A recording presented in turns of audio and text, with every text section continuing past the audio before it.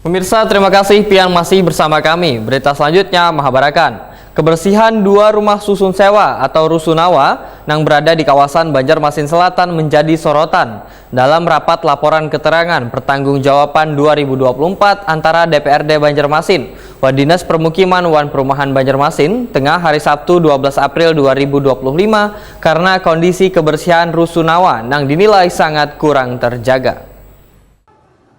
Kebersihan dua rumah susun sewa atau rusunawa yang berada di kawasan Banjarmasin Selatan menjadi sorotan dalam rapat laporan keterangan pertanggungjawaban 2024 antara DPRD Banjarmasin, Dinas Permukiman wan Perumahan Banjarmasin, tengah hari Sabtu 12 April 2025. Anggota Komisi 3 DPRD Banjarmasin Hari Kartono mempertanyakan kondisi kebersihan rusunawa yang dinilai kurang terjaga karena rusunawa yang menjadi tempat tinggal sementara bagi warga haruslah benar-benar terjaga kebersihannya demi kesehatan penghuninya. Politisi Partai Gerindra ini juga mempertanyakan pengelolaan dua buah rumah susun sewa tersebut baik terkait sewa maupun tata cara aturan yang ada di rusunawa hingga kebersihannya.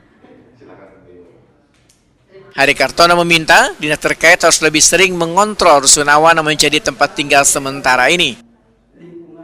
Memang kalau di bawah, memang saya lihat bersih untuk yang di lantai-lantai bawah. Tapi saya naik lantai 2, lantai 3, kayaknya kurang dijaga kebersihannya.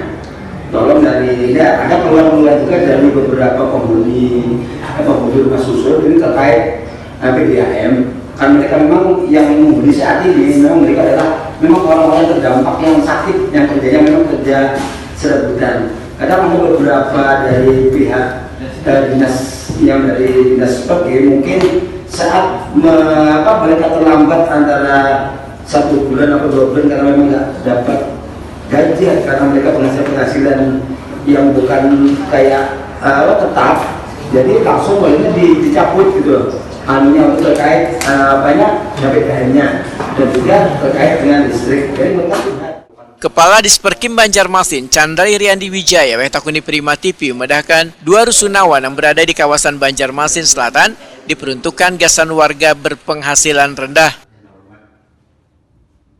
Terkait dengan adanya sorotan masalah kebersihan, ujar Chandra Iriandi Wijaya akan sesegeranya melakukan koordinasi dengan pengelola untuk memastikan kebersihan wan kenyamanan di rusunawa. Rumah susun ini. Jadi rusun ini sebagai gambaran kita kan ada punya 2 tower, ada di Ganda Mapira dan ada di Telpelayan. Di Ganda Mapira itu ada 3 tower.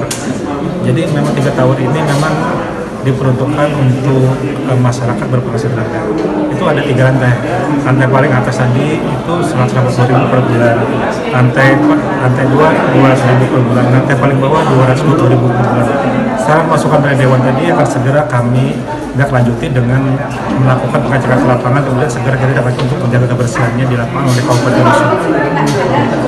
Selama ini untuk pengecekan atau menjaga kebersihan sana itu ada pemantauan berapa bulan sekali? Nah, jadi memang di Rusun itu ada tenaga outsourcing. Tenaga outsourcing ini memang ada tenaga kebersihan, ada tenaga untuk ini kebersihan ini nantinya untuk menjaga kebersihan di lantai 1, 2, 3 seluruh rusun di Kota Batu yang 2 lokasi dari itu.